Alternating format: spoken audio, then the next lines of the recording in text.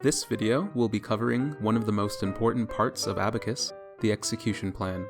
Execution plans decide when and under what conditions formulas or other actions you define run on issues within your project.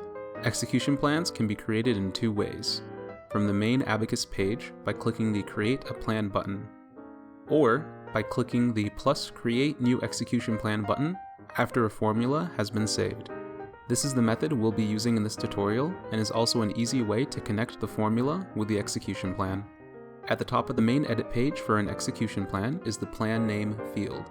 This is the name that will be used to reference your execution plan within Abacus. We will be covering the three basic components of an execution plan: the triggers, conditions, and actions. Beneath the plan name text box is the trigger edit window.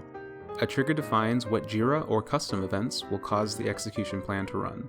We'll choose the issue events trigger, which looks for system events like issue created or issue updated.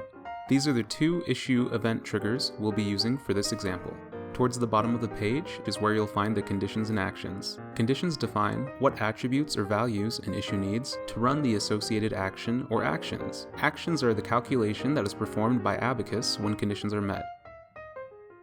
I'll create a JQL condition of issue type equals task. For the action, the formula I previously created to calculate total pay by multiplying the number fields hours worked and rate. I'll need to save the plan when I'm done.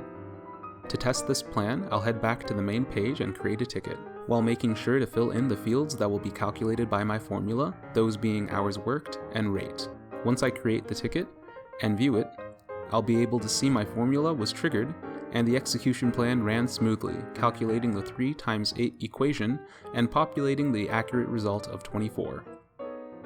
We at Mumo recommend building a few formulas and execution plans yourself to better learn how to use Abacus, as there's no replacement for doing it yourself. Thank you for watching, and enjoy calculating your JIRA.